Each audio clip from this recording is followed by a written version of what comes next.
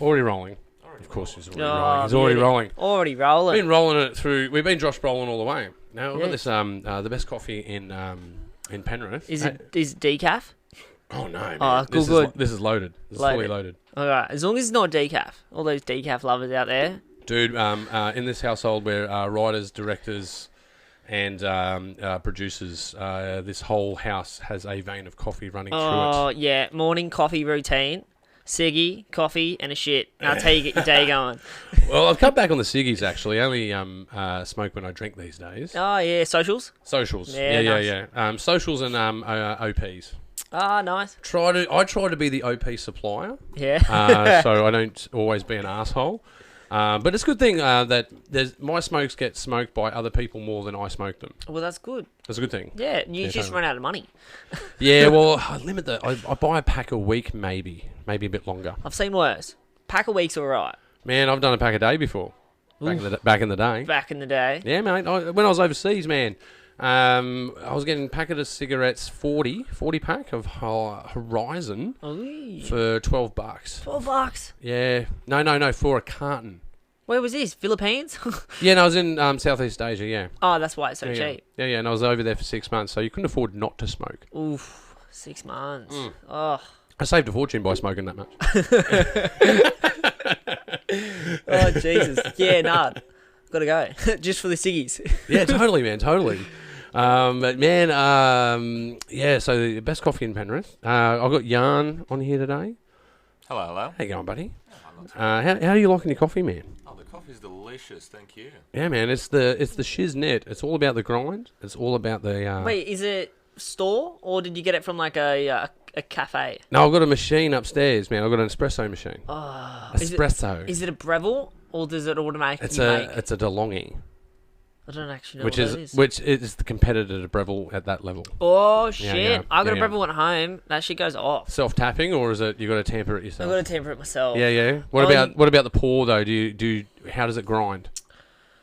Oh, it depends on like the thickness of the grind, but I'll get like. But is it auto grind? Like it'll grind it for you. Yeah, auto then you grind. compress it, and then you take it off, and then put it on. Yeah. That's what I got. Oh, wicked! Yeah, They're the best. And milk frother on the side. Yeah, that's right. Oh. That's the one. We've got the same thing, Yeah. but different sides of the fence. People come to me and it's like, "Oh, I've got a real coffee machine because I've got an espresso machine that you put the pod in." I was like, "That's not fucking real." That's not real. It's also bad for the environment, man. Exactly. Yeah. Why do you need the aluminium capsule? Why don't you can just Plus, tamper it yourself? Those machines collect so many cockroaches. They do, man. Yeah, and next minute you're like, "Oh, why does this taste like shit?" Man. And you keep drinking it, and you find out 6 months later you've been drinking roaches. One of my professions is being a building manager, right? Yeah. So I look after such things. Now, everything from plumbing to IT. Nice. One of the things I look after is coffee and the waste that those things make, because I look after two versions of coffee machine. Stuff that uses beans, the packet is the waste, and in fact, the coffee grinds I give to a organisation that turns it into biofuel. Oh, wicked. Yeah. But the coffee pods, we recycle them, but they go back to I won't say the company, but they go back to the company and then they come back, right? Nice. So, man, environmental impact is huge. The amount of energy that goes into making those pods is... Because aluminium smeltering, man. Yeah. Think about that. Jesus. I suppose it's the same for cans, though, right? Yeah, true that. We used to have a bloke, he'd take our coffee grind and use it for his compost, for his worms. I was like, oh, shit, why am I not doing this? They're really good for snails as well, man. Yeah. The snails hate it. So we throw it around the strawberry patch. Ah. Yeah, I've got a strawberry patch out really? the front. I'm gonna take that idea. Thank you. Yeah, man. I've actually watched the mass snail migration of my driveway. No, there was all these, because we threw out the coffee grounds for the first time, and all the snails just picked up and left and moved across the driveway, and I was watching the exodus, man. It was hilarious. I should have filmed it. It was Mate, that'd funny. be wicked. Background music. Yeah. Oh, that's sick. Yeah. I don't know what the right TikTok would be for that. I don't know. Are you on TikTok, man? TikTok. Are you a talker? Are you a ticker? I am a bit of a TikToker, but I never really got into it until like the start of the year. Because originally I never wanted to touch it because I was like, nah, bugger that. Mm-hmm. But I ended up getting into it because I started doing YouTubing. Yeah. And how long have you been a YouTuber for? Oh, I was a YouTuber. I was. Still are. We got to do both. I do everything. Yeah, so it kind of started about 6 months ago. I said, I'm bored. I've kind of, done the stuff I want to do. So, yeah, no worries. You can take it with you, man. Just take Yeah, it with you. take- Wherever you go, just take the mic. Take it home. Yeah. And I was sitting on the side of the bed. I said, you know what? Let's make cooking videos. I fucking love cooking. I'm a bit of a meal prep fiend. Okay. Meal prep like breakfast, lunch, and dinner for like 4 years now to save the money. And I thought, these are actually alright. So let's make some videos.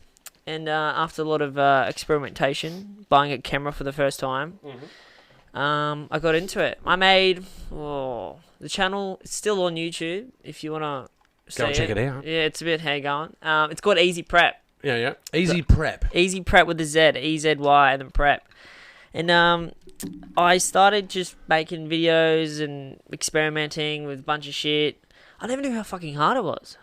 It's very hard to do video production, man. It is so hard. It's like, just to put an introduction or just anything, it's so difficult. And I was like, oh my gosh, I thought it was a walk in the park, but it's not. It's bloody hard. Yeah, because you need a script, a purpose. Yeah.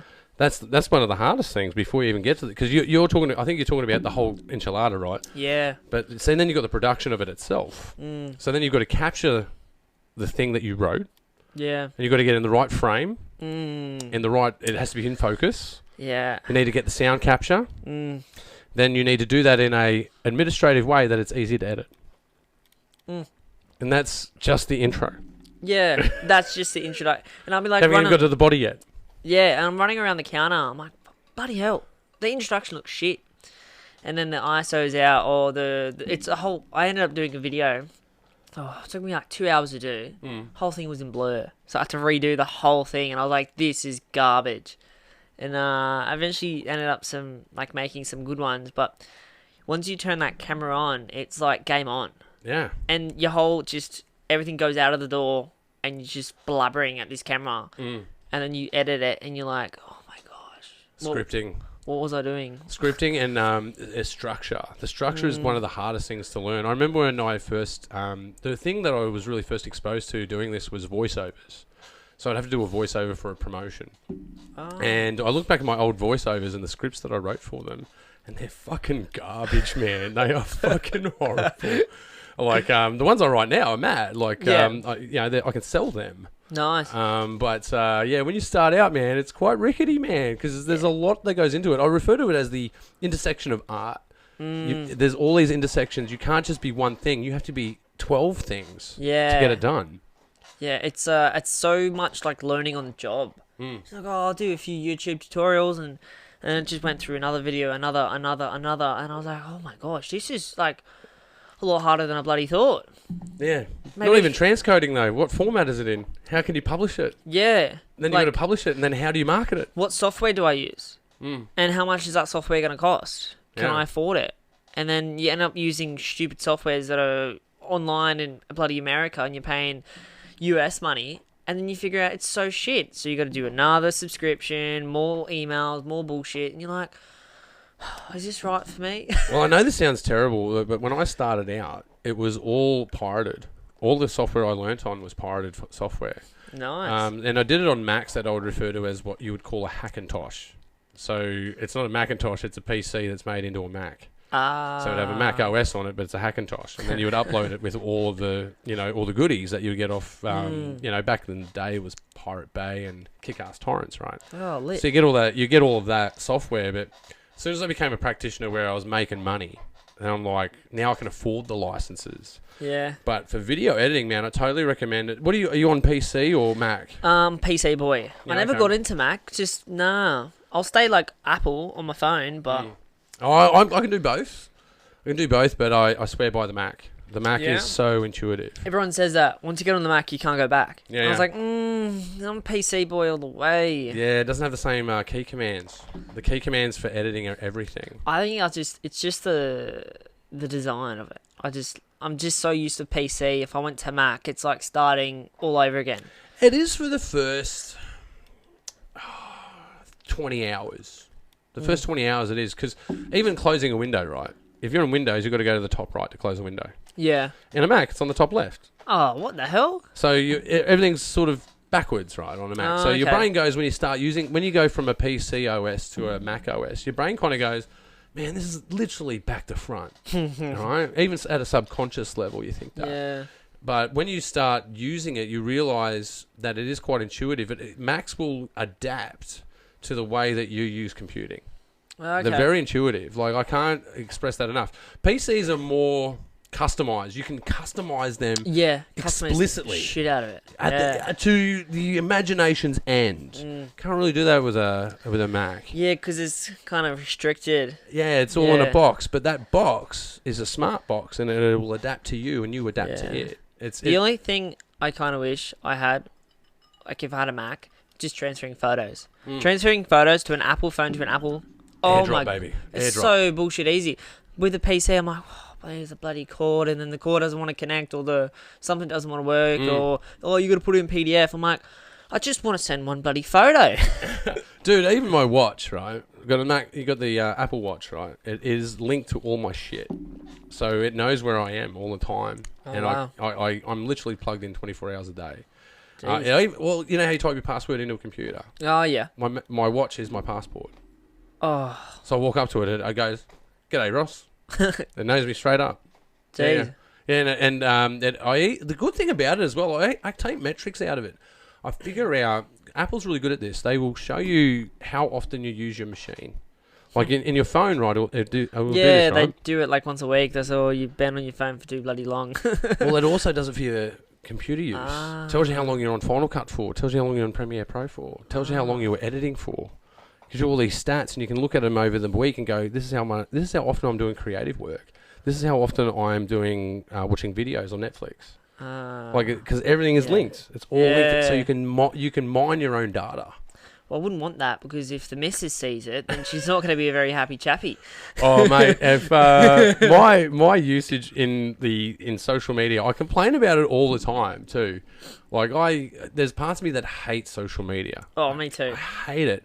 But for someone that hates social media, you're on it quite a lot. I'm quite on it a lot. Yeah. I make and create content every day and publish every day. Yeah. Across 12 channels, man. Wow. I'm plugged in. Yeah, you're plugged in, all right. Jesus. Yeah, man. Here we are making content right now. Yeah, I know. Bloody hell. Jeez.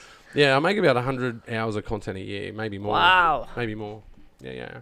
Yeah, man. Hey, we haven't done the intro yet. Oh shit! Yeah, we're straight into this podcast, man. This bloody podcast. We should go and do an intro. What do you reckon? Yeah. Let's go to an intro. Let's go. It's cracking. And welcome to the Pagey Train. Today I have in the studio with me, Leon Dealtry. That's it. Got Good it day, right. guys. Dealtry. Yep, that's Dealtry. the one. I said Dealtry. Nice to see you guys. A photographer. Yeah. Artist at heart. Welcome to the show. Oh, thank you. Man, we totally burst in already. But I guess I wanted to pivot to the intro so I can get to why photography, man. Like, what is it about photography that draws you in? Like, everyone's got a phone in their pocket today. Everyone's a photographer per se, air quotations. Yeah, the new phones are bloody good. Yeah. It scares me with the new phones. Came out of nowhere. Like, from YouTube cooking to just like, oh, this is shit.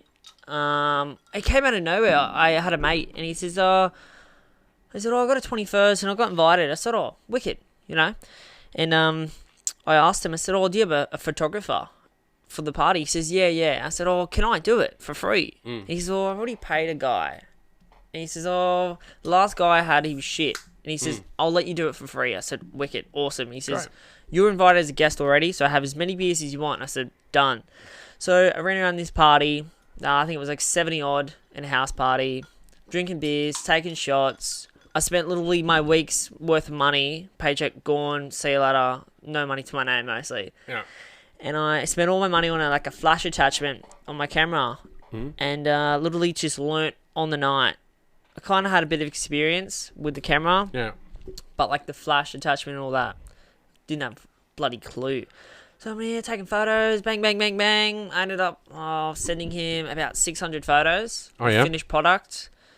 And he loved it. He says, man, these are wicked. And I was like, me too, these are awesome as. And here we are. From word of mouth in the local town, I've done, I'd say about five, six, just starting. I've only been doing it for about 2 months to maybe 3 almost. Oh man, so you're super green. That's I'm great. super green, and I'm actually getting like paid. Yeah. Like I've made a week's worth of pay in 2 nights, and I was like, "What am I doing? This is wicked. Why did I not start this ages ago?" Oh man, you just blow my mind. Like, because like I've been like doing media for close to 15 years. Been a musician for 25 years. There is a industry boom going on at the moment, right? Really? Yeah, man. Well, it's that's hard, good. It's hard to get people. Wow. It's hard to get photographers. It's hard to get videographers. I tried to find someone like Penrith, and I was like, "Where are they?" They're all working. They're all busy. Like I in my own business, man. I'm turning work away. I can't schedule it. Yeah. I went like Which is crazy. I refer it to him, mate. Like, you go, hey, here's a guy who can help you. Yeah, exactly. But I'm keeping the cream of the crop and then going, oh, man, I don't need this job. Give it to old mate. Yeah, why not? Yeah. Yeah, it's definitely booming. Totally. It's crazy. And to hear a photographer getting paid, initiated into the industry, man, it's like pretty so rare. quick. And I didn't even see it coming. I just thought, you know what? Let's say I was never a photo guy or a phone guy. I was more like, let's stay on the farm and just chill out, do my own thing. And it just came out of nowhere. It was just a click, and I was like, oh, bloody hell, this is all right. I get to walk around at a club, have fun, listen to good music, take some shots, meet some people, see some hotties, and I was like, wicked, done. I'm happy, and go home at the end of the night, have a beer. Yeah, man. And yeah, so I've done. Man, I've got a gig for you. Do you want a gig? Yeah, I'm keen. Yeah, come to Main the West, man. I'll hook you up. Yeah, I'm Could keen. always use another photographer. Yeah, I love running around. I just can't help it. I'm a bit of a social butterfly when it comes to partying. And I thought, well, I'm a social butterfly sober. So let's just do it with a camera. Yeah, man. Well, Yeah. It's funny you say that, man. Like, well, straight up, man, because I work with a lot of photographers. I call you guys snappers, by the way. I work with a lot of wicked. snappers, right? Because I run a film festival. Yeah. And what you want on a red carpet is a whole bunch of snappers. So it's not just about me getting the content. It's also about the filmmaker's experience walking down a red carpet with someone with a camera in their face, right? Yeah. Because they're filmmakers. They want a camera in their face, right? They do. They love it. But the ones that are hard to get are in the moment of, like, and what you're talking about is like in a club, you got to be a social butterfly to convince people to be a part of your photo, or have the trust in the room to go around and float and get shots. Yeah. Those candid shots, those action shots are so key in a good night. And you kind of got to pick the crowd. I'm like, are they going to stab me if I take a photo? Or they're going to be like, oh, this guy's wicked. I've seen some of your nightclub stuff. That it's totally possible. Yeah, it's bloody possible. And you put a funny shirt on. Like, I went to one of the local towns here and I put this shirt on. And I thought, surely, I'm going to stick out like a sore thumb in a crowd. Yeah. And it did. And everyone's like, oh, where's that guy with the sick shirt? And it's just after night, photo. And people asking me for photos. Yeah. I was like, what the hell? Yeah, wow. And, yeah, just, there's always like, when I go to the clubs and take some photos or parties, there's always that one crackhead who just can't get away from me. He's following me just all night. There's always one. He just loves the camera. Well, there's always that one, but there's always the one that's got the advice.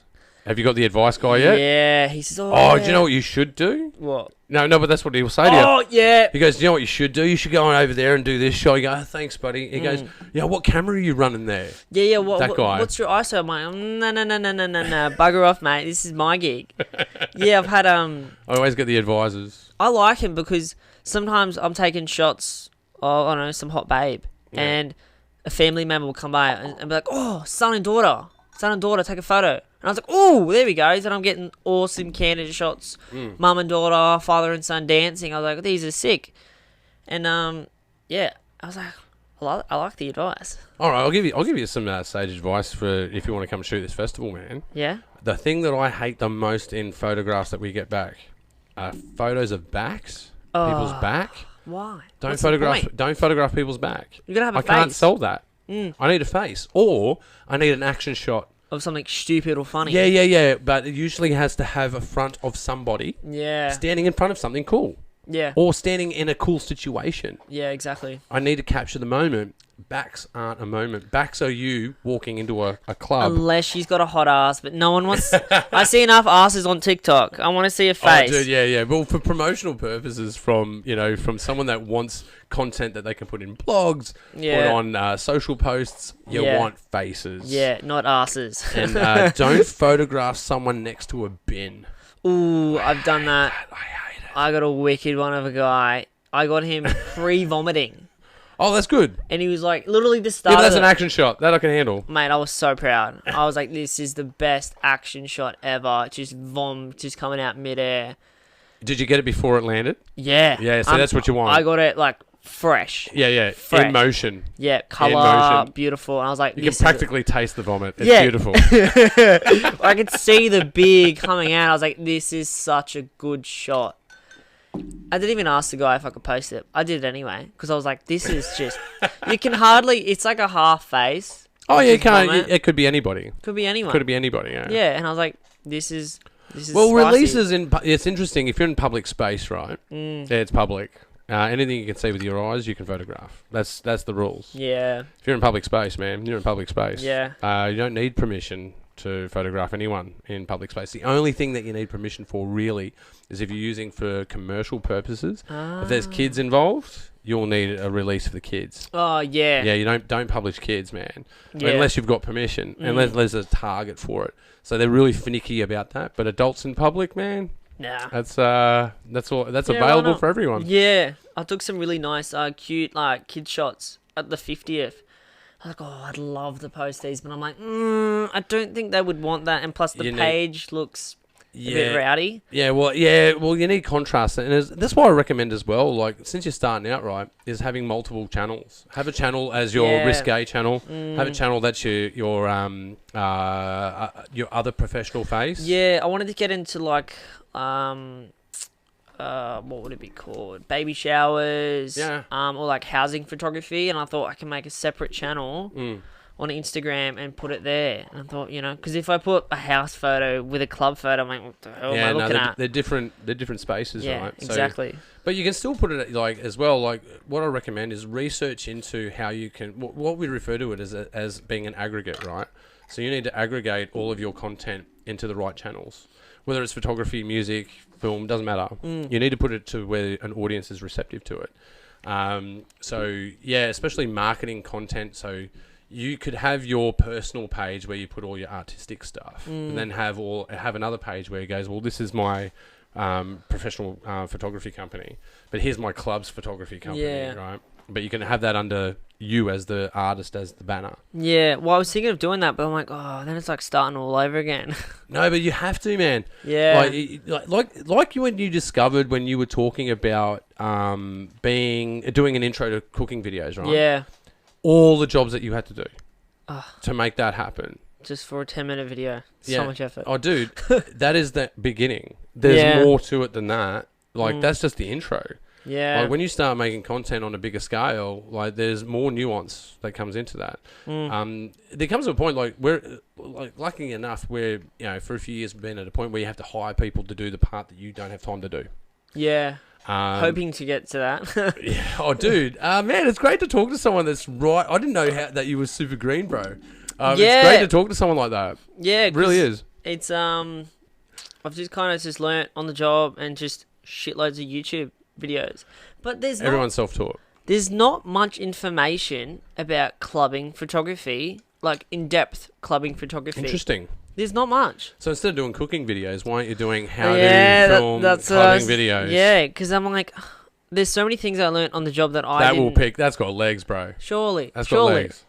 Totally. So, yeah, and some of the advice they give me, I'm like, the advice they're giving us on social media, it's old. It's from 2015. Yeah, but the technology moves faster, right? Yeah. I've only recently become a TikToker, right? Where I was don't get me wrong, when I was using the TikTok app, it's very intuitive. It's a very good editor. It's so aesthetic. I love it. Yeah, it's very aesthetic editor, right? That's a great way to put it, actually. Yeah. It's an aesthetic, user-friendly editor. and you have the source material. You can put music over it. You get nice filters over it. You can do zooms and cuts. You can make your own little mini video. Totally. Cuts, music. Man. And the music you got on there is nice. All through one device. Yeah. It's very accessible. You don't even have to pay for a stupid subscription for music that doesn't have words. It will allow you to download the video from TikTok to cross-platform it as well. Yeah, for example, I think Instagram YouTube. and Facebook. Or Instagram, it will post instantly for you. It will actually connect straight to Insta. I did that last night. I was like, oh, that's cool as. Yeah, man. I've only done like 6 so far. I think the reach that I hit on it, like my normal reach per month is anywhere between 1,000 and 5,000. I hit 30,000 this month just by doing TikTok. Yeah, that's crazy. And bite-sized integration to your long-form content. Yeah, like they're saying 3 to 5 minutes or earlier is your hotspot. Yeah. From what I've known. Oh, there's another fragment in there as well. I'd say 20 to 30 seconds for some bites. Yeah. For sensationalism. If you like, for instance, if I broke up a piece of this podcast, I go, man, that was a really good line. I'll just put that one line in. Yeah. Just have one line. Yeah. But then you go, oh man, that was a good minute of conversation. Put that in, and then put captions in it. Yeah. Add music to it. That's what I love about TikTok, because it entices people to like, oh, that's nice, and they're like, oh, I want to watch the full video. What's next? A friend of mine put it to me this way: if you're running a steakhouse and you go, I've got the best steak in town, no one knows about it, right? Unless you pay for advertising. But another way to pay for that advertising is to cut that steak up into little pieces, go out in the street and go, try this steak. It's a little bite size, right? Yeah. Come to the restaurant, try the whole thing. That's what TikTok is. I like that. It's samples. It's samples, right? You've got to sample those things out there. Don't get me wrong, there's other genres that are within the platform. But as a long-form content producer, that's an outlook that I encourage people to take. Yeah. If you're adverse to the idea, understand that you need to break up your content that's long-form to get people to come and subscribe. Yeah. Yeah. It's a lot of business into it. With like it is how to get people enticed to look at it. Marketing. Yeah, marketing. And I was like, analytics. It's hard, and it's super hard. I've only started. Super hard, dude. I've just realized how shit I can't even say the word. How shit the analytics are? Thank you. Yeah. Yeah. It's bullshit. I think it's fucking unfair. Oh, dude. First video goes off, and you're like, oh, that's it. I'm gonna be famous. Next video. Yeah, 3 see, views. that's what you call the initiation bias, right? That's so you mean. started in the platform and they encouraged you, but then you got ranked, and you were displeased with your rank. I got ranked hard. But your ranking changes the more you produce. Yeah, and that's it's a slow burn. Oh, it's a burn. I'm starting to realize it on Instagram. I got... Instagram's way harder than any other platform, I reckon. Yeah, first photo got 225 views. Others, 100, maybe 80. And I'm like, oh, okay, here comes the grind. Here we go. Yeah, man. And I'm starting to pay and boost ads. Yeah. Doesn't make a difference. Don't boost it, man. If you're that small, it doesn't make a difference. Only boost things that are advertising for you to make money. Okay. Don't boost anything unless it has a profit end to it. It made that you no can difference. offset it. Yeah. That you can offset it. Go, I'm advertising my photography business. And out of that investment of advertisement, I'm going to collect this many users. You need to have an entrepreneurial approach to boosting your content. Otherwise, your content should be contextually based that is popular because people like it. Yeah. And that's a slow burn because there's 2 reasons it's a slow burn. You are learning as a content creator, so your content is rudimentary, right? It's going to be naturally bumpy, agile, angular, not quite put together as your competitors. Yeah, and I'm still using, well, I wouldn't say base equipment, but I've still got, I don't have the fanciest bloody gear. Yeah, it's your limitations. I'm limited, big time. So therefore, then you got to hone your craft, get better at your craft, invest in yourself, increase your equipment, and then you're still going to struggle. Oh yeah, you'll still struggle. That's why with the last 2 clients I had, I kept the pay low because I was like, I don't have like $6,000 worth of equipment. I don't have the right to. So it's called taking the piss. It's called taking the piss. You didn't take the piss. I know, but I was like, oh no, I can't. Don't take the piss, man.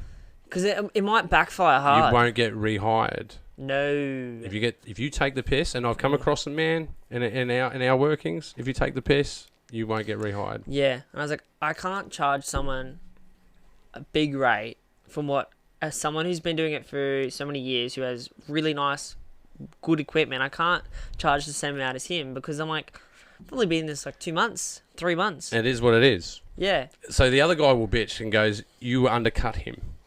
Yeah. Right? They'll bitch about that. But what I say to those that are worried about being undercut, your content should sell itself. If it's worth this value, you should sell it for that value. Yeah. I don't care if I get paid or not. I'm loving it. If you're on the same pay, then I would see the argument. Yeah. But you'll only get one gig like that. You won't get rehired. Yeah, exactly. You have to pay. You have to pay for what the content's worth. Yeah. It's that simple. Like I did a 21st boat party in Sydney. And I was like, oh, can I just do it? She invited me as a guest. I was like, yeah, I'll come for sure. And I said, oh, can I do your photography? And she's like, oh, but then I got to pay you. I was like, no. Oh, it's No, just fine. give me. I want the exposure. I want the exposure.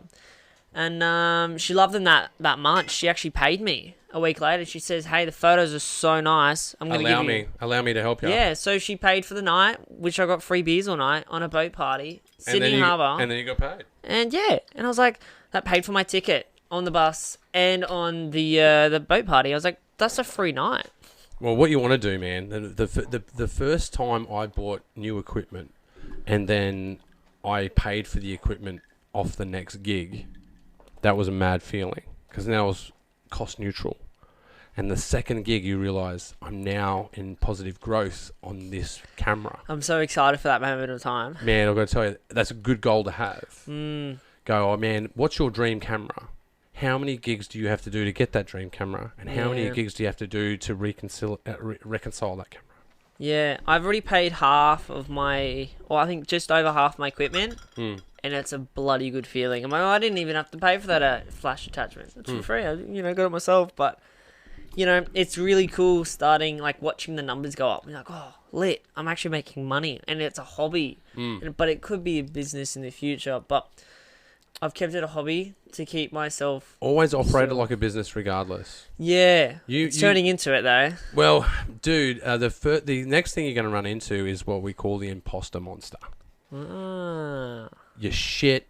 No one likes your work. I've been waiting for that. I'm so excited. You're gonna say this to yourself, man. You're your worst enemy, right?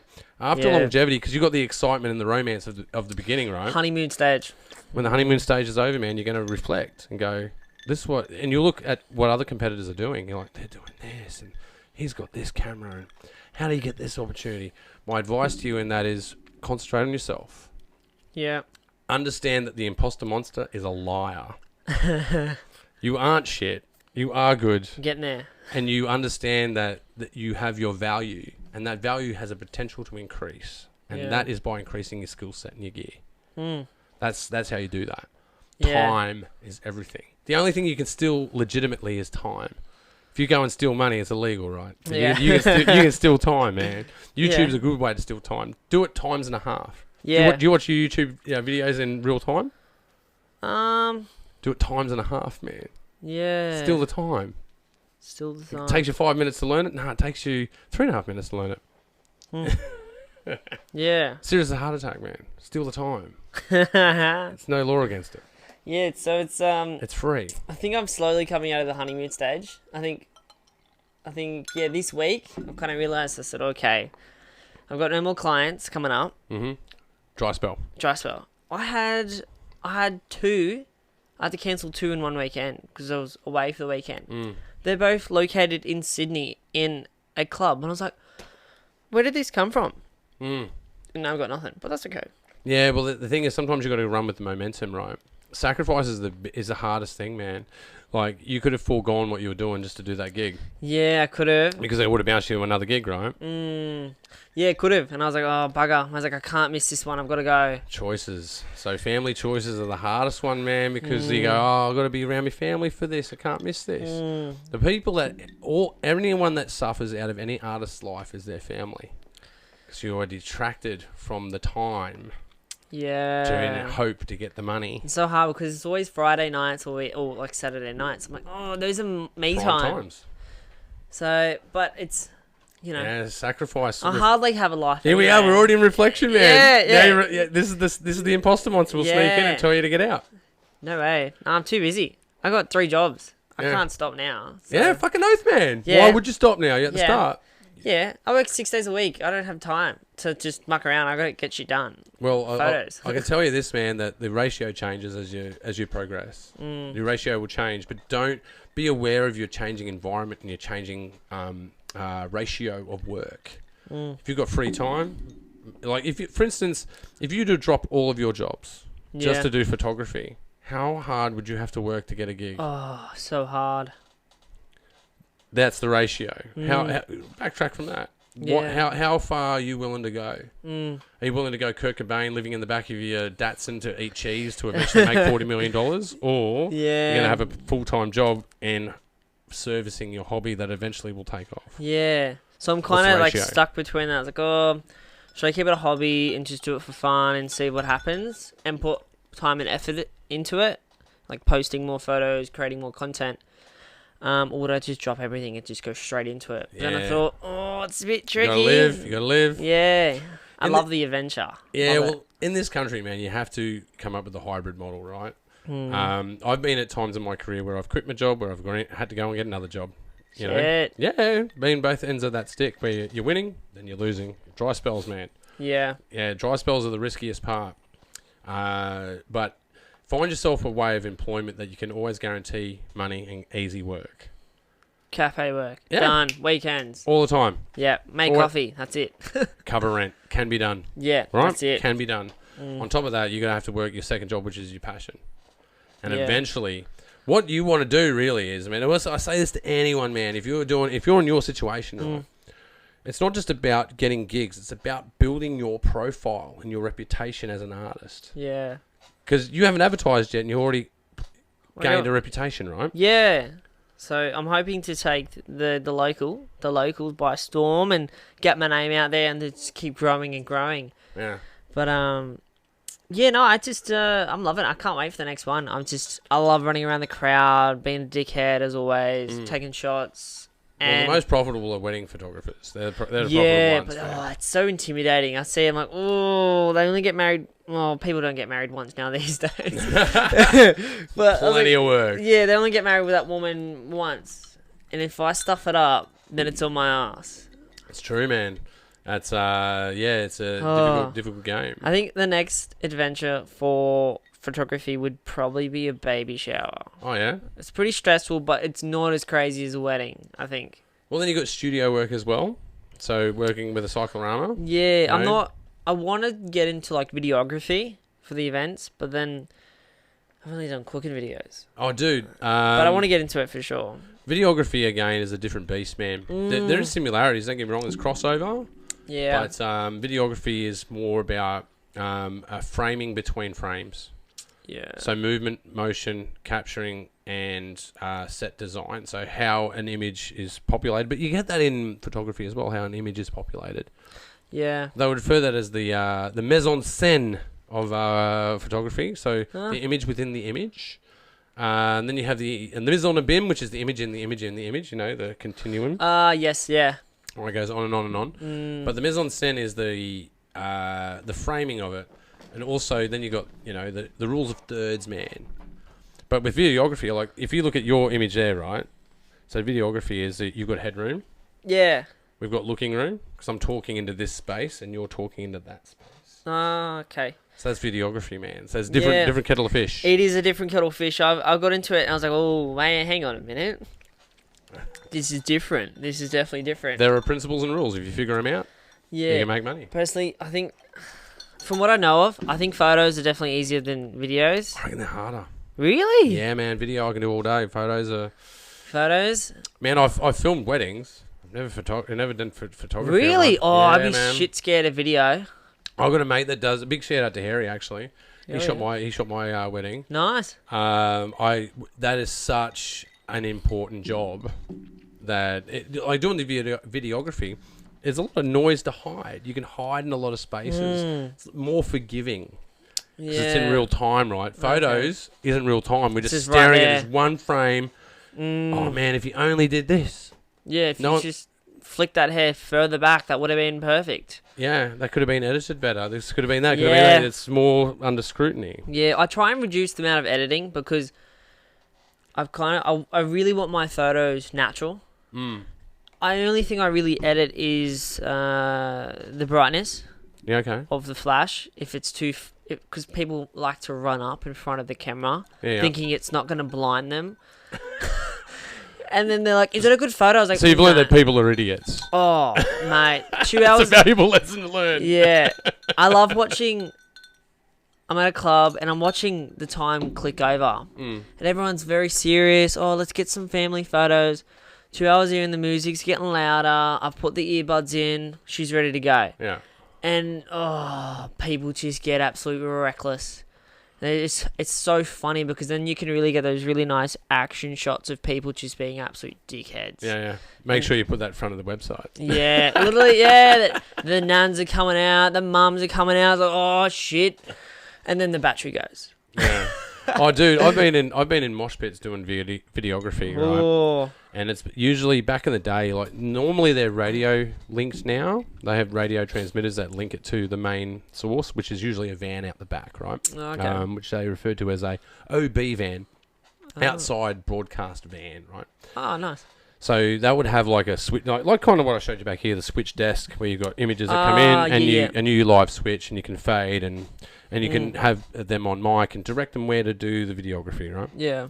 But back in the day, they used to have what they call a triaxle, so a cable comes out the back and a power cable. Oh shit. So you've got this rig on your shoulder, and Yeah. you're in a mosh pit, and people pour beer on you, Oh, pulling your cables. It's like pulling your ponytail, right?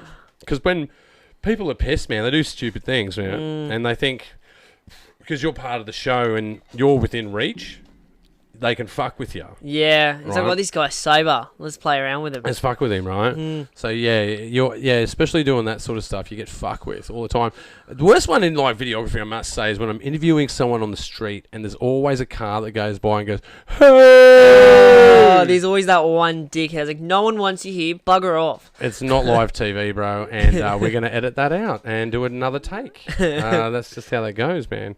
Yeah, man, there's always that sort of person. But, I think there are definitely similarities between single-frame capture and multi-frame capture. Yeah. I.e., photography versus videography. But then you go into cinematography as well, which is another art in itself. Oh, yeah, that's pretty spicy. Yeah, man. Look, I've done cinematography on a few things before. Educated in how to do it, but I'd say the best education I've ever had has been a videographer and doing cinematography, just doing it. Yeah. Being commissioned for film work is a scary proposition, but totally achievable if you were so inclined. Yeah. Yeah. I love watching people when they spend all this money on a TAFE course, on like a Cert 4 or like a diploma in photography, and they don't do anything with it. And you get these people who learn on the job and they're actually creating good content. And like, I'd like to go to TAFE or to uni to do photography if it gets into that stage of life. If it's necessary. Yeah. If it's necessary. But at the moment, if I'm learning on the job and I'm still creating good content, I think good content so far. Yeah.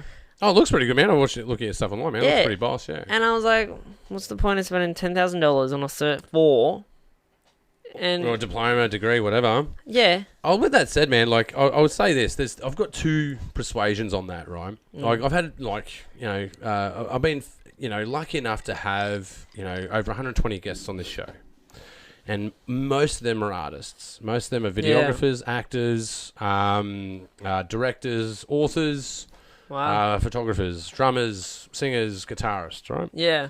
And what I can see a split between, out of talking to all of those people, is that there are those that are self-taught and those that go and get an education and are also self-taught. Because anyone who gets an education is also self-taught. Yeah. There's an element of practicality, right? You can get theory all you like. Unless you're operating a camera, you don't know how to use one. Like, Yeah, you got to look at it, play with it. Yeah, use it. Don't give me a book. Give me the real thing. I hate learning from a book is not my forte. I'm more of a hands on the job kind of situation. But yeah, nah, couldn't do books. Yeah, no, people are different learners, man. Yeah, visual for me. But I would certainly say there's one thing that I got out of doing university as a practical person. There's one thing I definitely got out of it, and that was not so much. Don't get me wrong. There was the theory behind, the Gutenberg press and understanding what mediums are and figuring out semiotics and mise-en-scène and rules of thirds. All of these flash ideas of the rules of filmmaking and photography and cinematography. But the real thing that I got out of it was the use of software. Going and using edit software and working with practitioners that know how to cut. That's something that I got out of tertiary education. Wasn't so much the front end of using a camera. Was what you do with it afterwards. Yeah, that was something that I got a lot of value at. But you could do that on YouTube as well, though. Really. Yeah, I'm starting to get into the editing kind of style, and I changed the editing software. I'm so glad I did. What are you using now? I think I'm using Lightroom at the moment. Yeah, Lightroom with so it's Adobe. Yeah, so I'm just using basic Lightroom. Working so much better than some of the other stuff I'm using or was using. Well, I'd recommend Canva for. I'm using Canva at the moment for reshaping. Yeah, so adding text. I've been using Canva for about 6 months now. So I use Canva to post on Instagram. Yeah. But I'll do most of Lightroom does better shading. It adjusts the lighting better than Canva. Yeah. So I do that on Lightroom and then I take it to Canva and then post it from there because it's so hard to get the image to fit. But Canva's got those codexes and it's got the great codex, it's man. So good. Yeah. Look, I'm an Uber nerd, but I get my team to use Canva. Because it's very easy to codec and to format your work. But when I use Photoshop and Lightroom, I just format it the way I need it. I'm a pretty geeky dude. Sorry to say. Everyone knows it. Everyone knows it, man. Just email me. I'll do you some shit. The only reason why I do Lightroom is because it allows me to post or upload 1,200 shots. And it's really good because you can go through them really nice and quick and choose what ones you want. And then once you do that, you can put your watermark and all of them at once instead of overlays. Yeah, individually doing it. So I think it's good for that. Yeah, Canva's great for overlays for sure. Yeah. But if it's just Instagram, I'll do my own overlays on that. Or even just in Instagram, man. You can once you take your raw photo and you've got your snap of it, whacking in Instagram. The editor in Instagram's pretty good as well. Yeah, it goes alright. It's not too bad. It's a good. There's another one that I use. Man, let me look it up. I've got it here. There's the other one that I use is for when I do composites. I used to use Placeit to make logos and stuff. Layout's the other one I use. Yeah, layout. Yeah, not bad. Not bad. Yeah, it depends on the purpose of the photo. Yeah, it depends. So, but it's. Man, there's a whole world out there, though. There really is. It's so weird. Like, man, I'm a dinosaur, man. Like, back in the day, man, this is really hard to do. It's super hard. It's so easy now. So easy. And I used to watch all these YouTubers, in the States. I'm like, that looks piss easy. Oh, yeah, just make a bloody video. I'm like, hang on, there's so much more to it now. It's like, oh, shit, this is actually not that easy. It's kind of like going into a contemporary art gallery going, they're just scratches on a canvas. Surely I could do that. And then you go and do it and go, oh, fuck, there's more involved in it now. I thought I could do that. It's like, oh, fuck, is this right for me? I don't know. But no, but it's a good sign for good art, right? Yeah. If you look at it and go, man, I could do that, and then you realise, man, it's way more nuanced than that. It's really hard. Then you have an appreciation for the person that built the thing that inspired you. I see so many photos. They made it look so easy. Yeah, I see so many photos and they use their phone. And it fucking shits me. I'm like, it's too much grain, too much noise. I don't like it. Yeah. I could take a better photo, but it's on their phone. But you realise when people post their photos, I'm like, that looks shit. Why would you put that on your profile photo? And then you send all these beautiful shots and they still don't use your photo. And it absolute fucking shits me. I'm like, I spent 20 minutes staring at you at the club trying to get good shots of you. And you still didn't like it. And you still didn't use it. And you still use your blurry, bloody photo. It's like, well, it's probably accessibility. Hey, man, I've got to take a piss really bad. Mate, go for it. Hey, do you guys want a durry break? Do you want a durry break? No, it's all right. We're back from the break. Ready for another hour of talking shop. Yeah, I was going to say talking shit. Yeah, talking shit, talking shop. Oh, wow, that was a big one. I was going to say, Jesus, you can enjoy your hangover tomorrow. Oh, no, I'm a seasoned professional, man. My wife is Eastern European. True story. Central. Oh, man. I've only ever seen my wife drunk twice in her life. She, Oh, really? Oh, yeah, man. Jeez. She can drink, man. I always say to my mates, don't do shots with Misty. She will put you to shame. So I'm a 2-beer screamer, so watch out, look out. Yeah. Oh, man, well, I've been doing light vodkas for your side, but my one's quite heavy. Yeah, I was going to say, yours are looking pretty spicy. Yeah, that one's pretty intense, that one. Yeah, well, I save money being a lightweight. All my mates are like, oh, so much money at the bar. I'm like, 2 beers, I'm done. Man, that's what you want. Hey, cheers, man. Yeah, cheers. Thanks for having me on. It's a fun experience. I'm loving it. Yeah, man.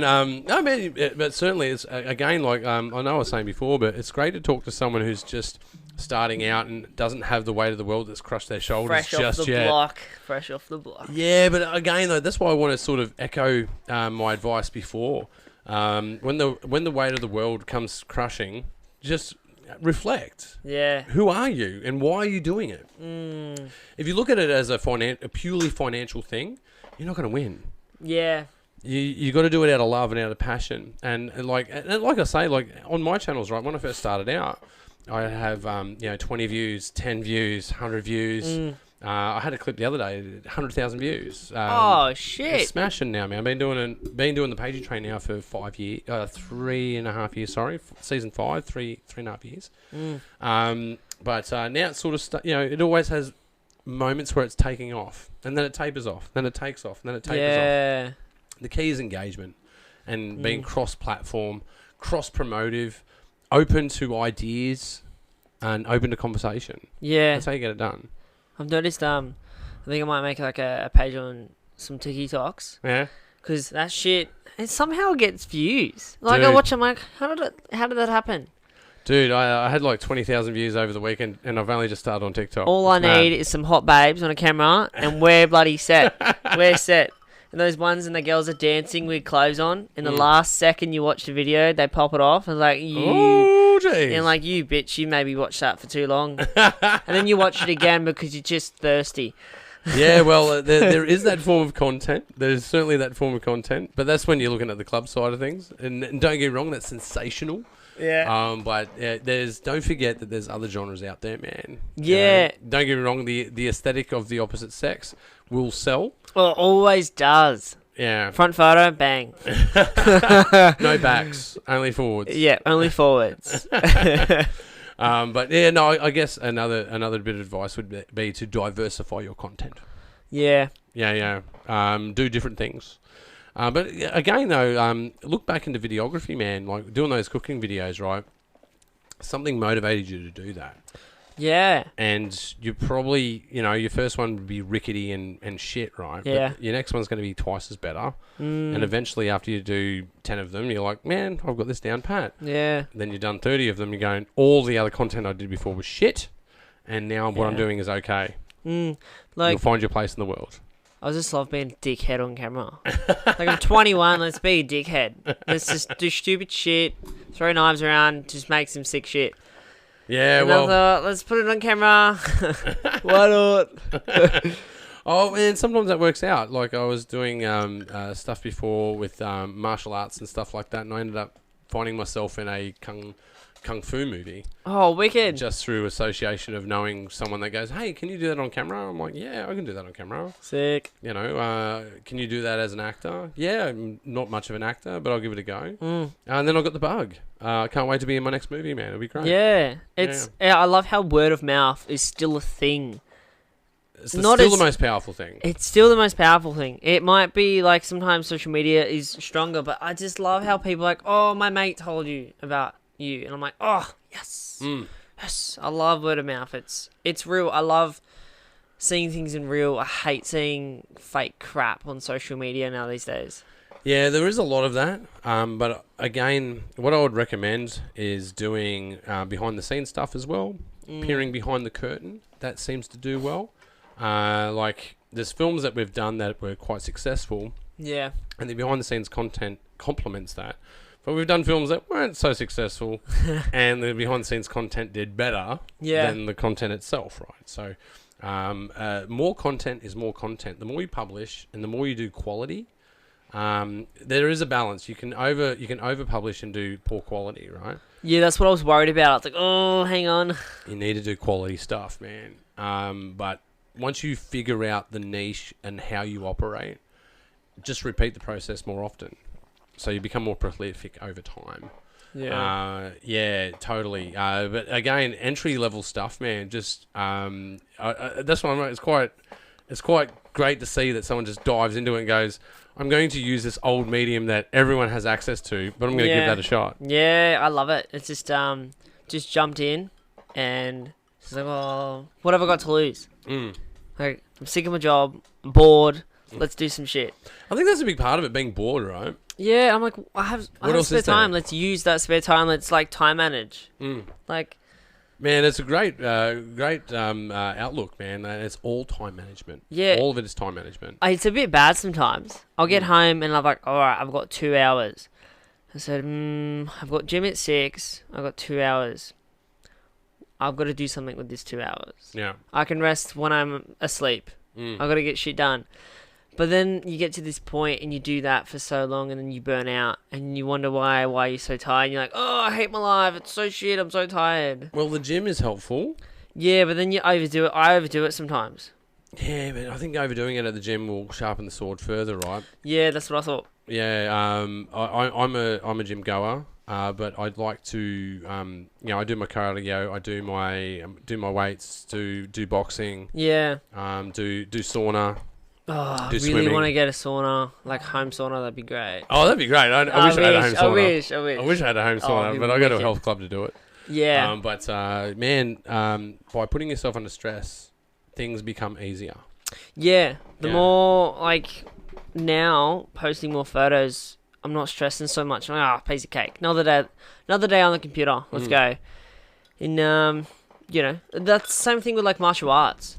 I never knew how much it helped me in life. Like, I'm 6 years in doing jiu-jitsu, and I never realised how many fundamentals I've brought that into my life. And I was like, oh, shit.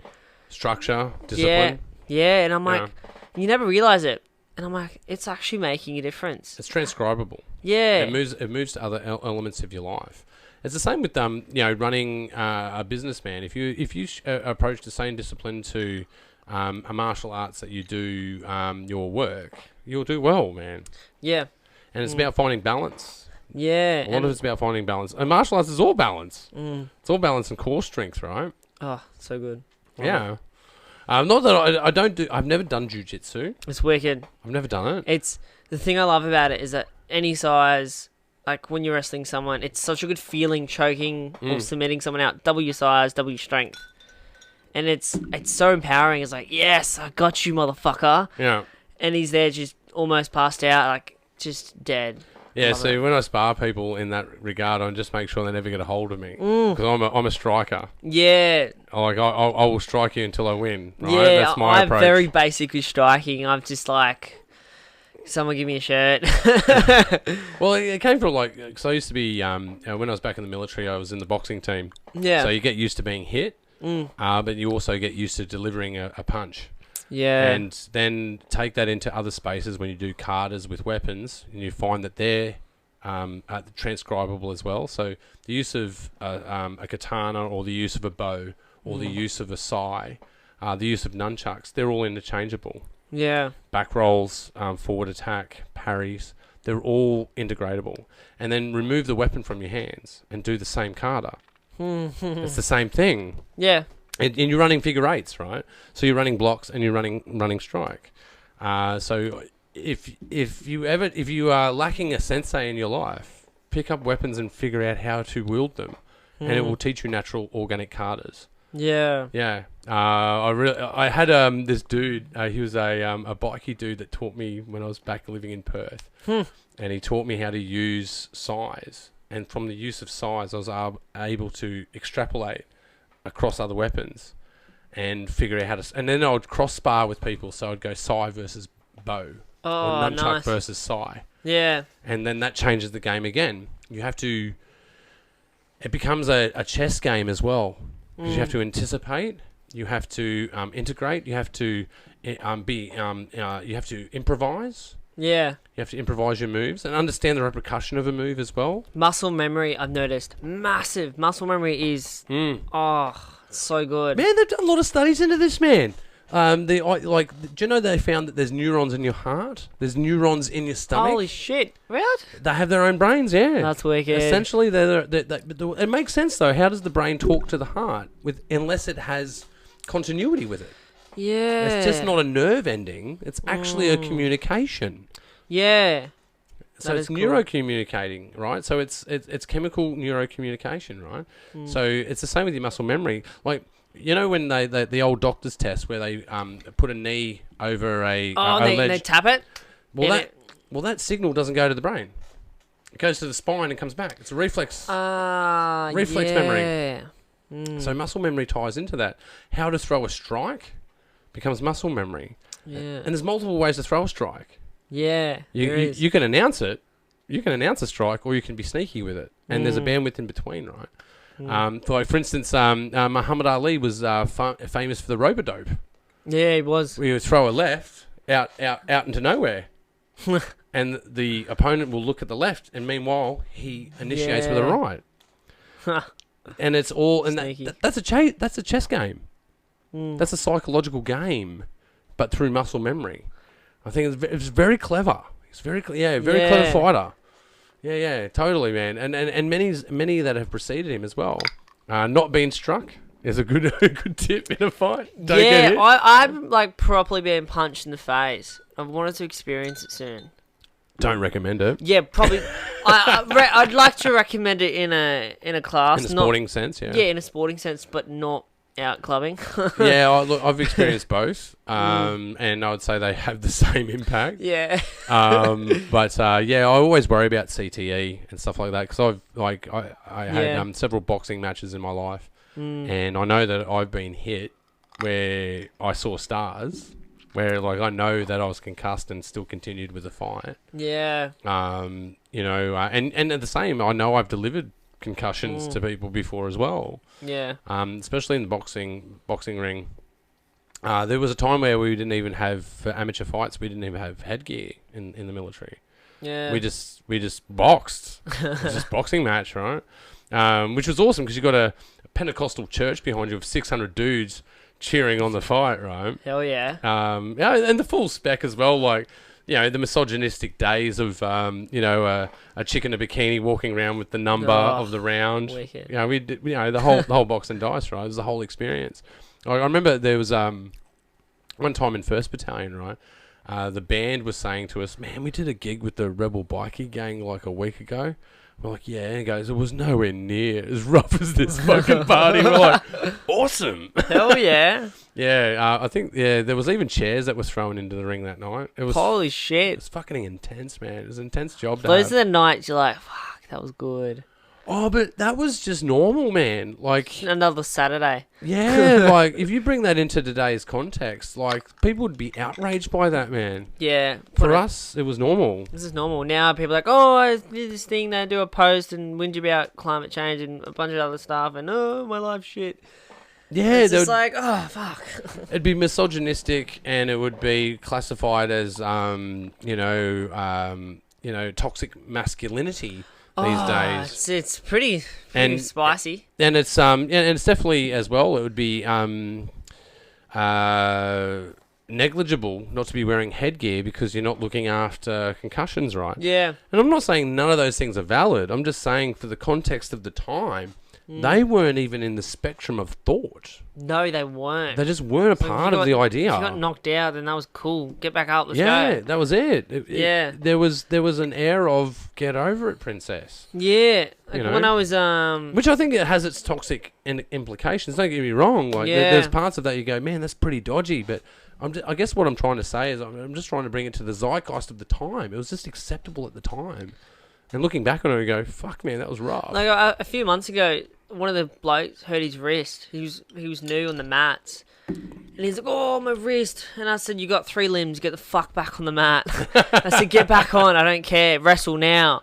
He's like, oh, no, get ice pack. I'm like, I don't care. Get back on. If you want to be in a martial arts, you've got to, like, put your bloody work into it. Yeah, and tough it through, man. Like, Yeah, I've had some nights. You haven't had water in 2 hours. You've been fighting. You're just exhausted. You got nothing else in the tank, and you can feel your body to shut down and get goosebumps, and you're just ready to collapse.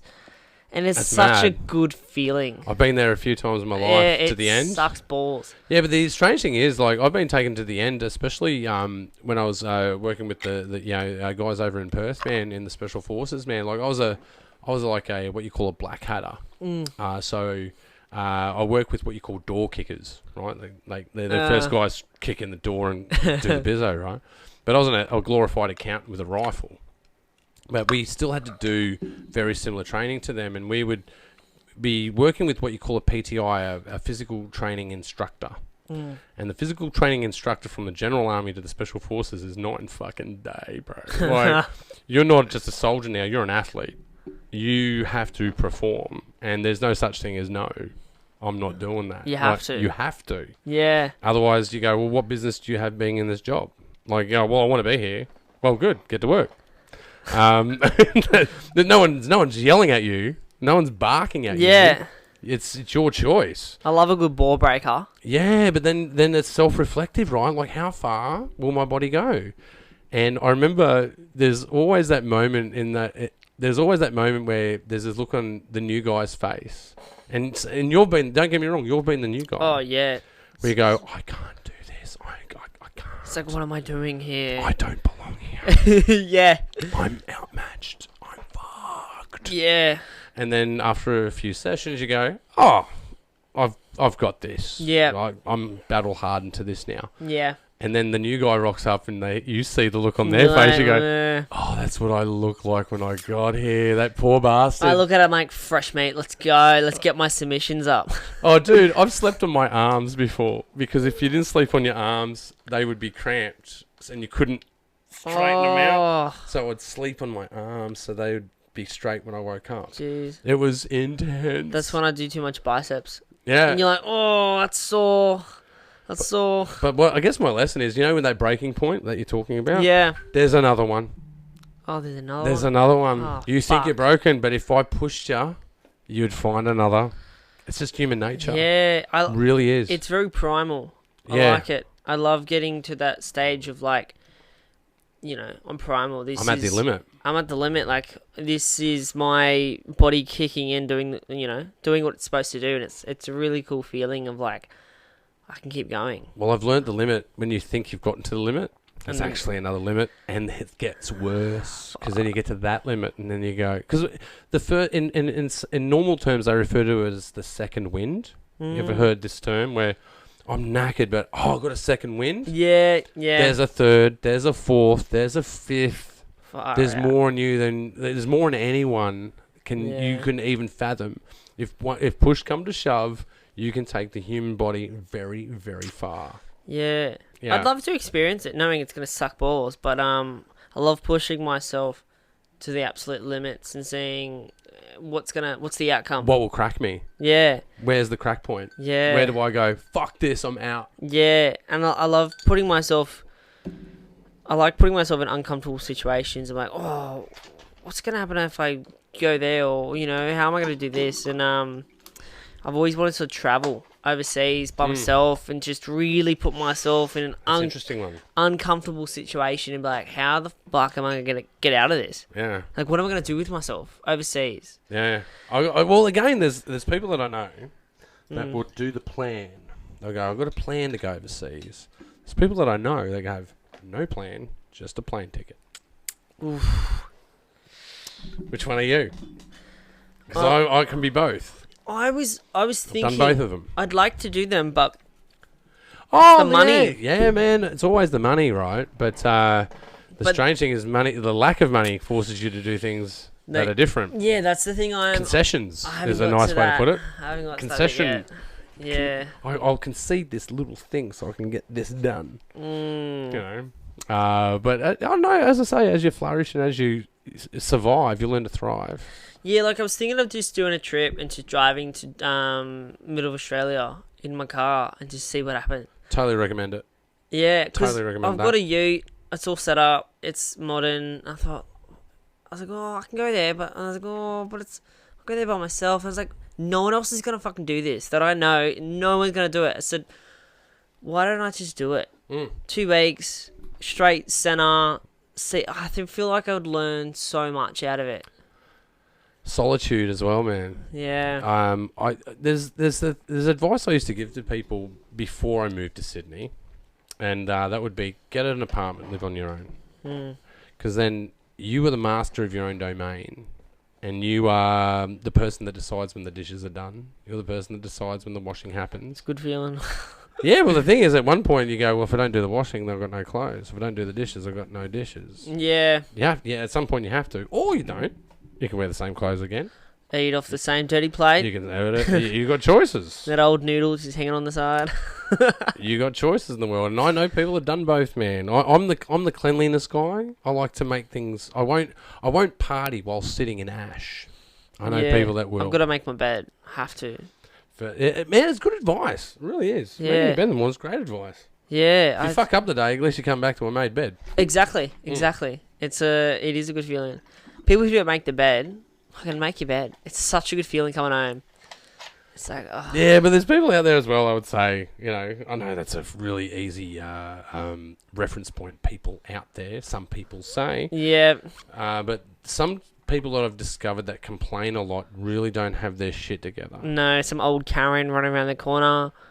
Yeah, they're quick to complain, but not quick to fix. Yeah, and she probably wonders why her life is so fucking miserable. It's like, well, you've done this. Well, maybe it shouldn't be looking outwards. Maybe you should be looking inwards. Yeah, think outside the box. Yeah, Instead of thinking, he did this wrong, maybe you did that wrong. Yeah, but I'm a victim blamer. I really am. I really am. Sometimes I can be, and that includes myself. Sometimes sometimes we love to announce ourselves as the victim. Like, oh man, why don't things just work out for me sometimes? Oh, me all week. I'm like, fuck's sake. Just give me a break, bro. Yeah. Just give me a break. Like, just you have those weeks. Give me the lotto numbers. Fuck, how hard is it? Yeah, how fucking hard is it? Just give me something that I can look up to. I'm like, oh, okay. But life blows hot and cold all the fucking time. And I'm 21, and I think I know it, but I really don't, and it's so much more to do. Dude, there's just another 10 questions to the first answer that you find. It's Really. It really is. Because then you get existential, right? You get existential really quickly in life. Especially around your 30s, man, you start getting existential. When you hit your 40s, you start, like, questioning mortality. Like, mortality's a weird one, man. Fuck. Well, because at the start of your life, at your 20s, right, you're going to weddings. You're going to wedding the baby's head. You know, your friends are having babies. And Yeah. you go and experience these triggers to the starts of life. When you start hitting 40, people start passing away. So you now start... Oh, jeez, I'm next. Yeah. Where's your mortality? Self-reflection, man. It's really, really bizarre. Like, I work in aged care. And Oh, wow. And I'm like, fuck, man. See you around this shit all the time. Mate, I see it every day. I've seen every part of the skin you could think of. Horrific. I've never seen a And grey... colourful. I've never seen a grey pube, though. Never seen them. Oh, wow. I've never seen any woman or gentleman with grey pubes. Oh, wow. They've said it's there, but I swear they're not grey, some of them. Yeah. Well, maybe the ones I've seen. They're not grey. Well, I've got grey hair on the roof, but nothing on the carpet yet. I think it's the last bit that goes grey. Yeah, okay. I've had people saying it goes grey, but it actually goes mostly bald. Okay. You just lose it. Oh, wow. You go, like... It's like... So Merkins are a thing. Yeah, it's just like little long hairs just kind of hanging out everywhere. Yeah, it's a bit weird. I never thought we would end up here. The extent of the aging pubic hair. That's it. That's it. Love a good old cooch. Yeah. Lord have mercy. Yes, where the fuck's my pad change? Oh God! Now you're punching me in the face. Yeah, it's like, no, fuck off, Margaret. You're not getting one now. Lord have mercy again. Jesus. Yeah. Not that I'm religious, but I do say Jesus a lot. Well, do you know the true meaning of Jesus? Like, there's a dude that reckons he's deciphered the meaning of Jesus. Really? Yeah, it means the semen over a mushroom. God's semen over a mushroom. Semen? Why semen? Because the flesh of the gods, psilocybin. Yeah, Jesus is a trippy name, bro. Fuck yeah. Jesus is a trippy name. Jeez. Yeah, Jeez Louise. Yeah. Isn't he supposed to be dark skinned too, Jesus? Yeah, Jesus would be a dark-skinned dwarf. Yeah, essentially. Dwarf? Yeah, man. Like people were shorter back in the day, man. Oh, they were. Yeah, less nourishment, less growth. Jesus. Yeah, Oh, I know. yeah. Hey, that's what I'm saying, man. I say it all the time. Yeah, I can't help it. I forget I say it. Yeah, semen over a mushroom. Semen over a mushroom. Fuck. All Well, those instead of little... saying Jesus, you can just go semen over a mushroom. You get these Bible bashes. Fucking... How dare you? Oh, man. I think Bible bashes aren't too bad. It's just when they get really pushy that becomes a problem. And they throw it down your throat. It's like, I respect your religion and your choice of life, but don't shove it down my throat. Oh, look, man. Again, though, like I'm an agnostic guy. I'm sitting on the fence. Like, if gravity was a little bit less, the universe would fall apart. Yeah. Gravity was a little bit more, the universe would collapse on itself. Yeah. If I was going to sign something off, I think a solar eclipse is a good way of showing off precision, right? Because if the moon was any little bit bigger or any little bit smaller, solar eclipses wouldn't happen. Yeah. Right? Interesting way to look at it. But I guess my point is that is there a grey-haired old man in the sky going, who's really jealous? Yeah, really jealous. You know, who's like, look, I did creation, I created light, I created the planets, I did the moons, I created humanity, but I just can't work out the bills. I need a quick donation. Pass that plate around. Yeah, literally. Bullshit. And don't let me pay tax on that because, again, problem with the bills. Yeah, I want free food. I want this. But again, though, I understand religion, though. I understand it. I get it. Like, do you tell kids that their mother's rotting in the ground? You don't do that. Yeah. It's a bad story to tell. Yeah. She's up in heaven looking down on you saying that, you should be a good boy. Does sound better. Sounds a little bit better. But I don't know. I just, it's a weird... But so to Santa Claus, we go, hey, man, be good. You get a good present, right? And you get rewarded. And then you get 18, he's like, oh, he's just a pedophile.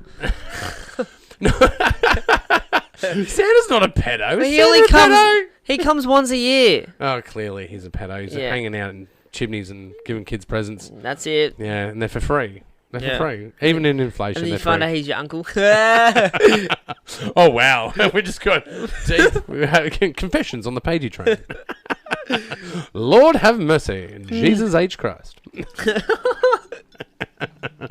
Catholic Church has nothing to answer. I have all disclaimers from here on in. Religion and cultures, and it's so strange, and now it's fucking aliens, which I personally think, I'm a bit of a believer with aliens. I'm like, fuck, we can't be the only ones. Surely not. Yeah, but I guess the real question is, have aliens made contact with us? Or are we, in fact, the bastard children of aliens?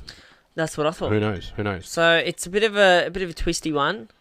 Oh, well, if you look at the numbers, man, if you just look at the numbers, right? There's so fucking many. Have you seen... Hey, actually, I've got something for you to pull up online there, Jan. Can you check out the deep space image? Let's go for that. Deep space image. I'm going to pull this up, right? I'm going to ask you a question. See how quick we can pull this up. Deep space image.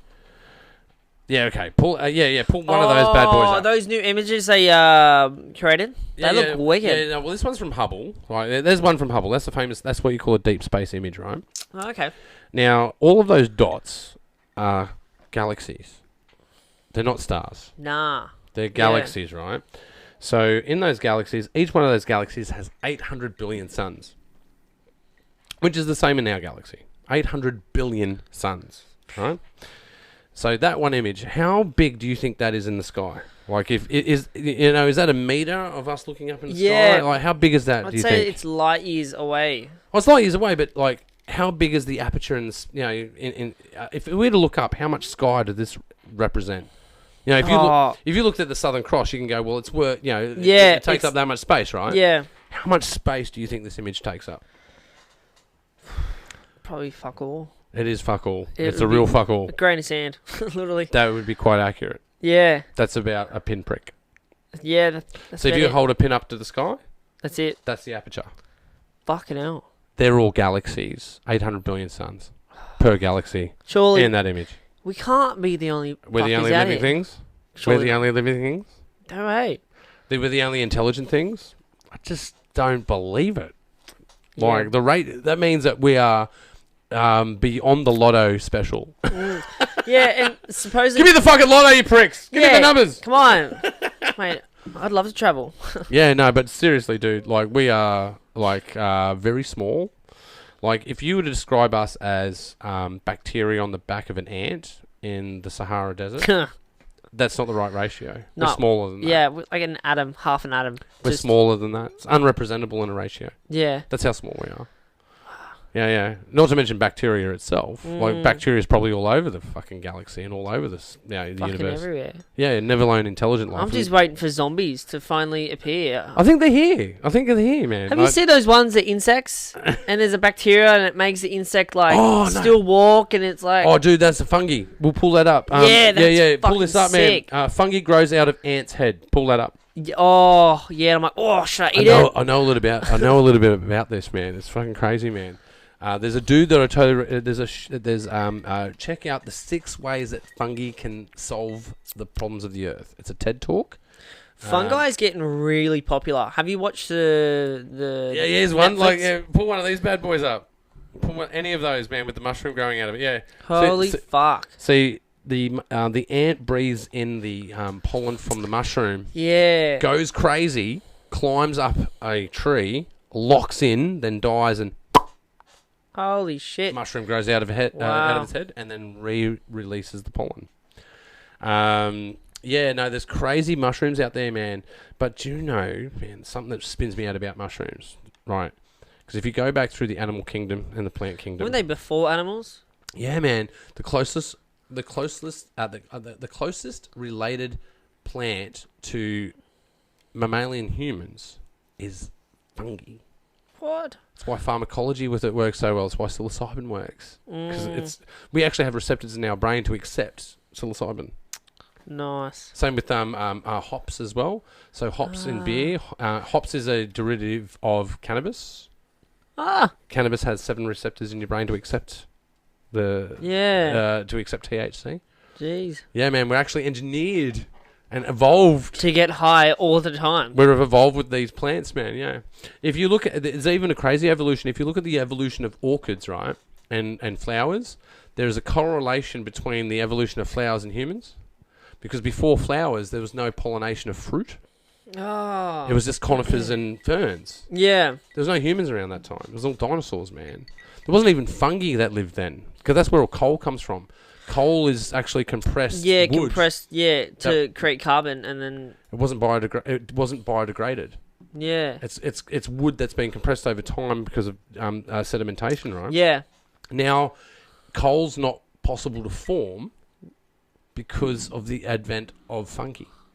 Because it eats the wood. Yeah, I was going to say it eats it all. It eats the wood, man. Previously, there was no fungi, so it didn't eat the wood. So coal is an ancient rock that can never be formed again until the earth changes. And we're burning it all. Yeah, man, we're burning ancient sunlight, man. Holy fuck. The ancient sunlight, because you got to think about photosynthesis, right? Is leaves that capture energy of the sun. Yeah, and then grows a tree. Tree dies, compresses into the ground. We burn the tree that used to be the tree that's now coal. We're actually burning ancient sunlight. Yeah. Is there an effect? If you burn 200 million years of ancient sunlight in 1 year versus not doing that, is there an effect? Is it a positive or negative effect? I don't know. But there's certainly some sort of an effect. Climate changes. It's so much different studies on it now. But personally, I think it's definitely real. Yeah, but is it impactful versus what's preceded us? You know, that's the question they don't know. The media has twisted it around. Yeah, it's politicized to scare totally. people. I think they're just making it sound worse than it is, just to make money on their I think they are. Like, don't it's get like me same wrong. with COVID. They made it like, oh, we're all gonna fucking die. No, not. Yes, people die, but a lot of them were obese or they were fucking old. It's normal. And it's just like, oh. Yeah, I don't know. I don't know the answer to that question, Yeah, but I it's a certainly would weird say one. this though: like, should we do cleaner energy in order to do cleaner energy? Totally. There's been volcanoes that have erupted in the past that have surmounted to the entire human existence of releasing all that coal, and that happened in a day. In previous extinction events, right? There's been 6 extinction events on the Earth. 6? Some of them have been cosmological media impact, but some of them have been terrestrial. So erupting volcanoes that just wipe out that wipe out the entire plant life on the planet. Wow. Wipe out the plants, animals die, bacteria remains. Yeah. There's been 6 points in the Earth's history where mushrooms inherited the Earth. Love mushrooms. Yeah, man. Always wanted to try magic mushrooms. You should, man. They're awesome. Yeah, because I'm like, fuck, I just want Hard to get. I want to sit in I know a property. There's fuck They grow out of cow shit. They do. That's grow out of how cow shit. we found out. We never knew. And then my mate, he's very into outback and stuff. I've got a friend like this. And he had like a full bag. I said, oh, what's that? He said, you got to cook them up. He says, no, mate. He says, they're magic mushrooms. I said, oh, nah. But he had a full bag of just golden tops. I was like, no way. Oh, can I have some? Yeah. I've got this idea. I don't know. It's just an idea. But I want to call it the magic well. Do you know what a beef Wellington is?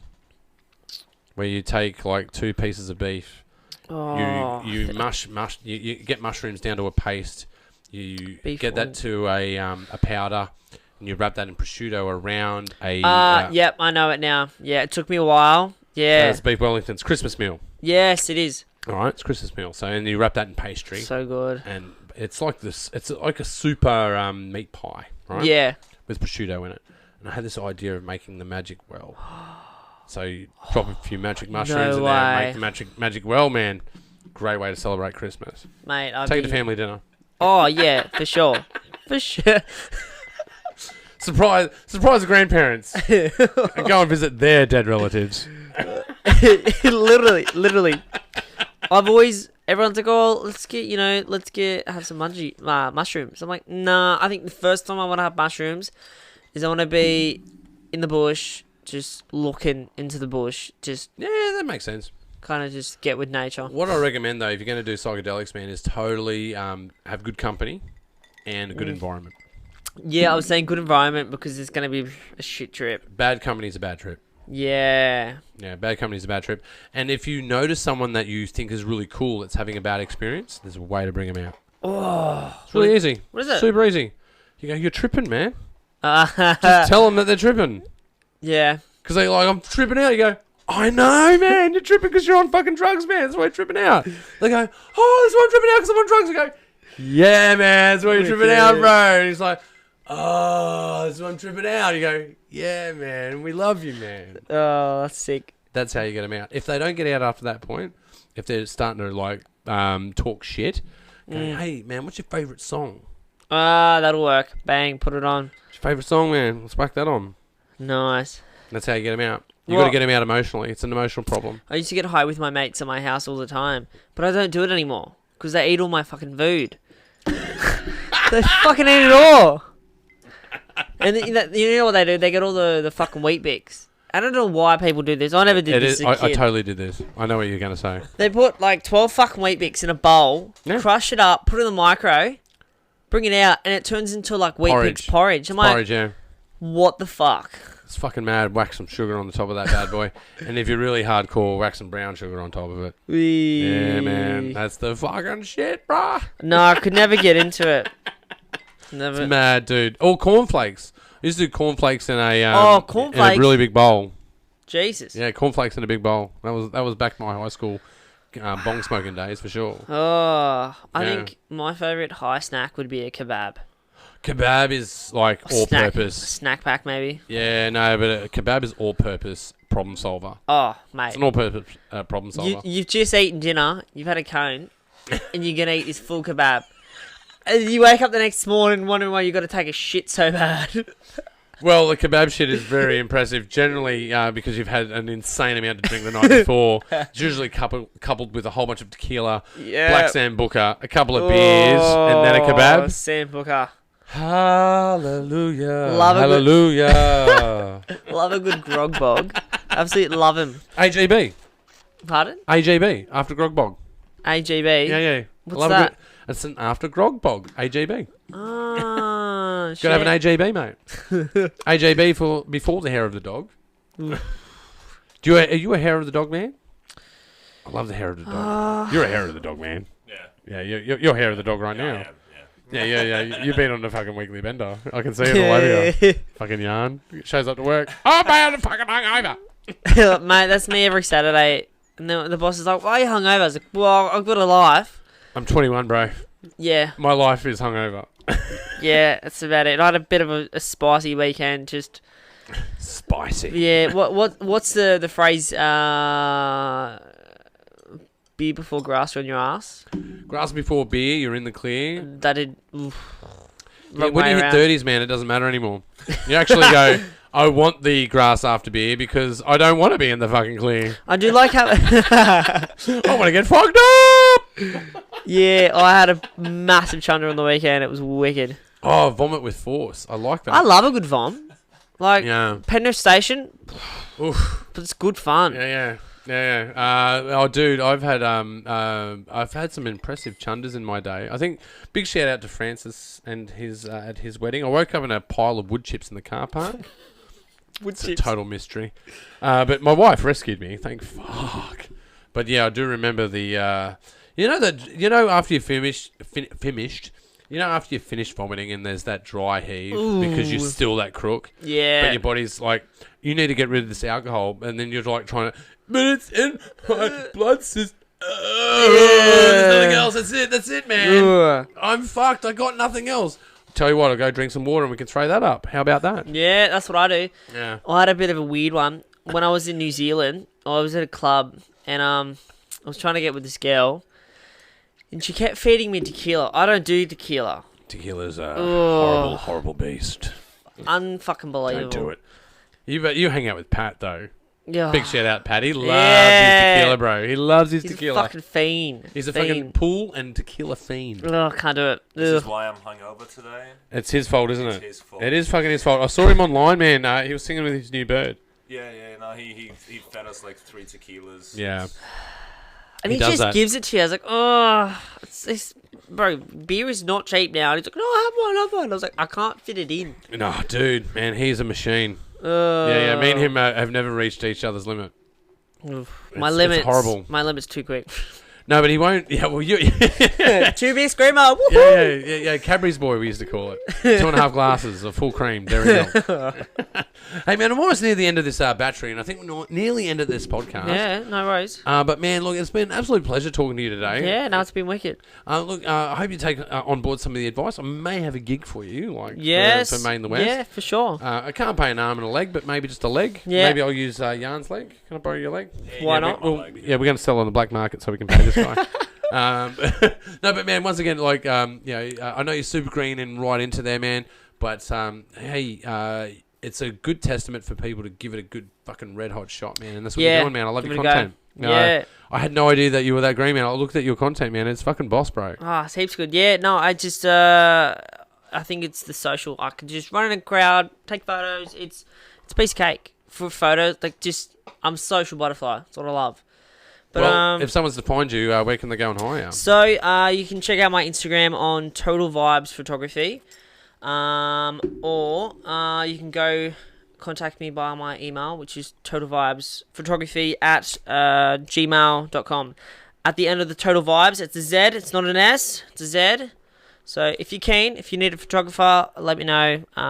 Pricing isn't that fucking expensive.